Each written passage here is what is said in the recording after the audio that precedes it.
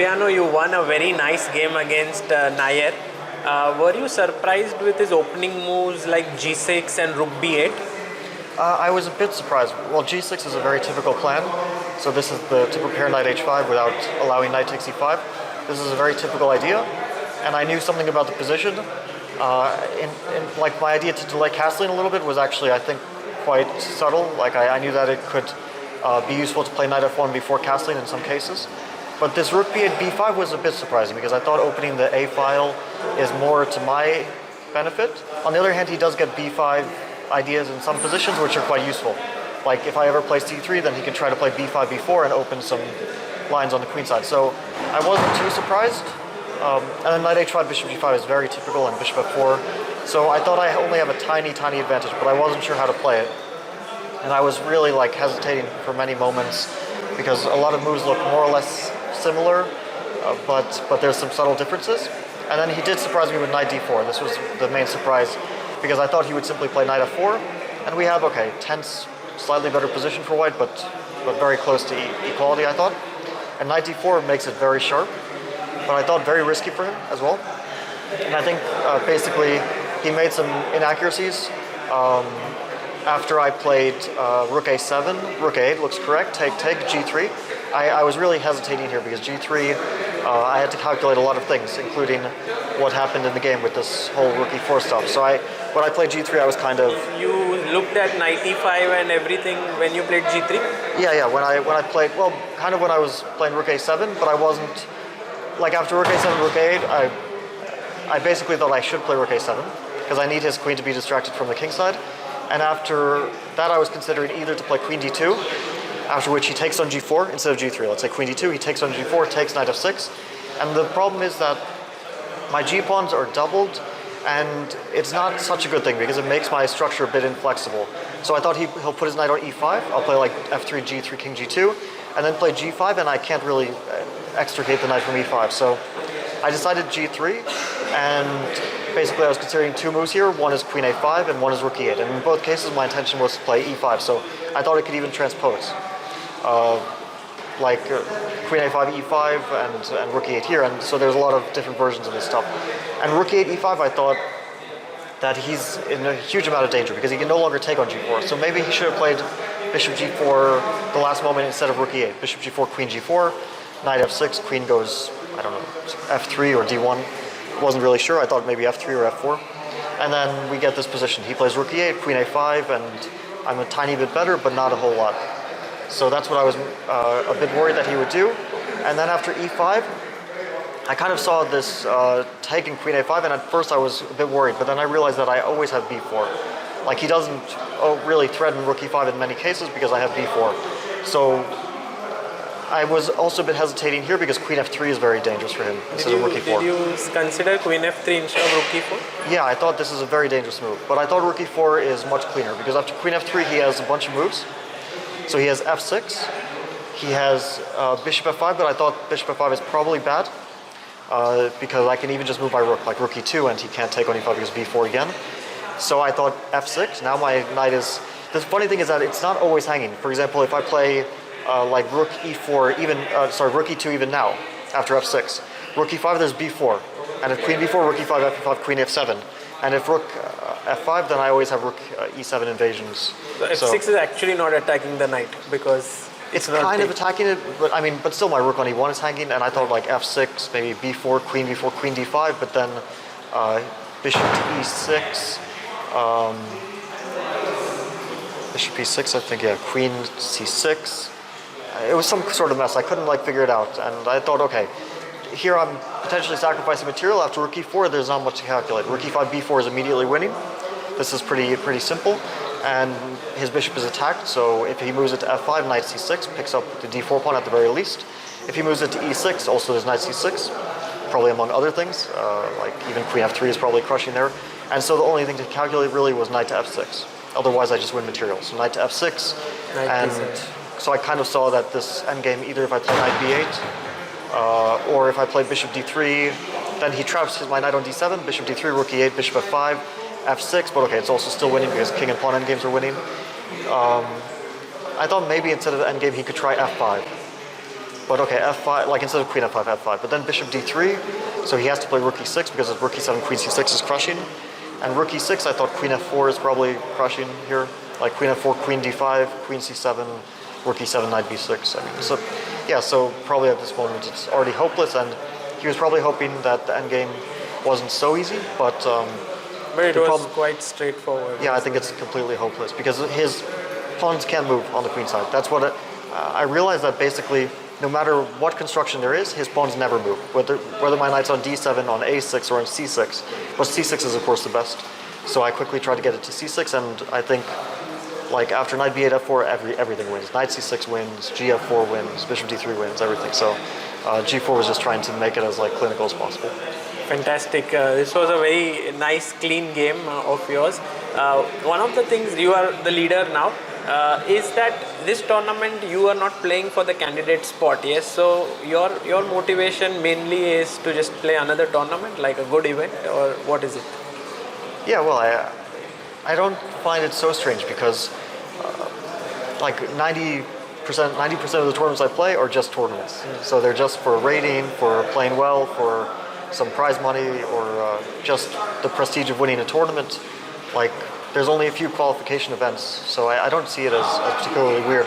The only strange thing is that other people, at some point, there will be a lot riding on the tournament for them. Yes. So when it comes to the last two games mostly, and at that point, like 95% of people will have been eliminated pretty much from potentially qualifying, or will have very little chance.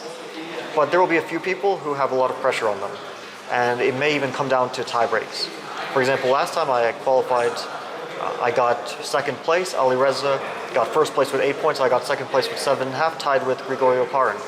And only by tie breaks I qualified for the candidates. If I hadn't gotten better tie breaks than him, then he would have qualified for me. So it's very often coming down to these really, you could even argue, random tie breaks. This is why the Swiss system for candidates qualification is maybe not the best. On the other hand, usually you will get players who are very, very worthy of the candidates, and there's no perfect system, so I don't think that it's such a bad system.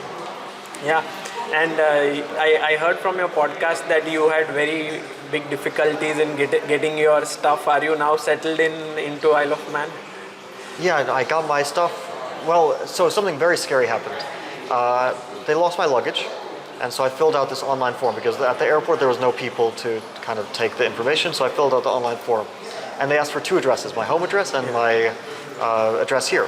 So I put the home address as my United States address, and the address here was the hotel. So of course I thought the luggage will go here.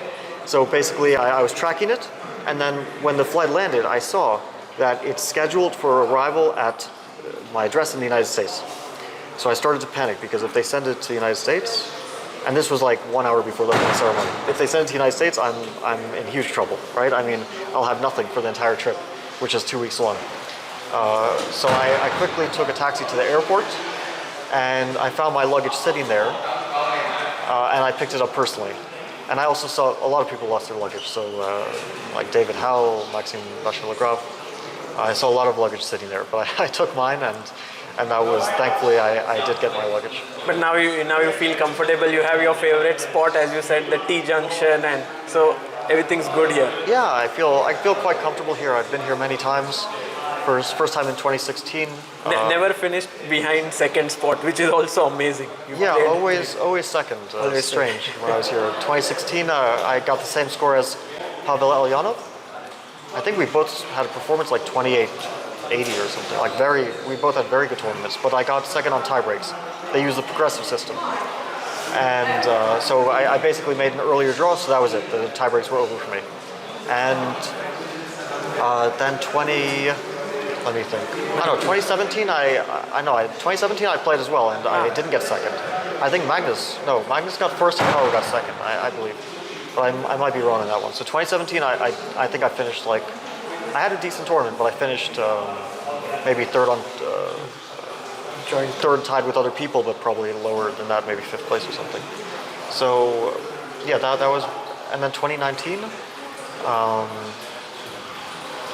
it was again the first time that it was the Grand Swiss event, and I tied with Wang Hao, and again tie breaks were, I forget which tie break system they used, maybe it was Buchholz, and Wang Hao had better tie breaks, and I didn't really care too much. I mean, okay, second place, good tournament. It was anyway a successful event for me, but yeah, but it's a bit annoying that I'm always the tiebreaks are a little bit off. Yeah, but second and of course qualifying to the candidates is always a great thing. But this time maybe it would But in be 2019 I didn't have to Ah, because I you were played the the match. World Yeah, yeah. Championship finalist. And lastly, I want to ask you: do you think that for now the gap between you and Magnus might be the smallest in terms of sort of classical strength as of now? I don't know. I really don't know because chess has changed a lot. So it's a lot of different time controls, and I don't think that you can only isolate one time control. I think you have to take the full picture. So, because if we're isolating one time control, it's like, okay, this one is super long, and then there's faster classical, then there's rapid, different types of rapid, different types of blitz. And these days I don't play Magnus as much as I used to. No, but in classical, just not in rapid and blitz. But No, but yeah, that's the thing. I don't you think do- that you can isolate it. I don't think that it really makes sense to do so. Like a few years ago, I would say sure, classical was by far the main thing, and yeah, that's what everyone focused on, what everyone thought about. Now it's really a lot of different things. So I don't know. And Magnus has stated his kind of relatively less interest in classical compared to before.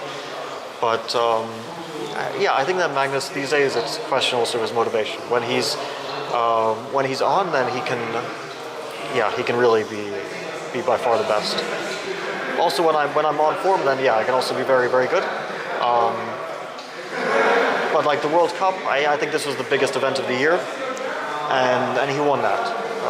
Of course, things could have turned differently, right? He could have lost to Vincent. He didn't do so well in Norway chess. But I think also Hikaru. It's like he's really found a new like fire, or whatever you want to call it for chess. In all time controls, he's maybe in rapid not as much these days, but in classical he's super strong.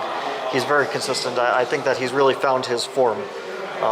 Maybe it's because he's also in a very good place in life. He said that like there's less pressure on him. He's obviously also is married now, which is maybe also very good not only in life but also in chess. I can't say myself, but so Hikaru is very strong. I think that we're showing the best results this year, the three of us. It's hard to say who has the better results because Magnus won the World Cup, Hikaru won Norway, and I also won a few important things. And you're back to 2800, which is actually quite something. Yeah, well, I don't know about currently, because I don't know after this game if I am, but I think you're back.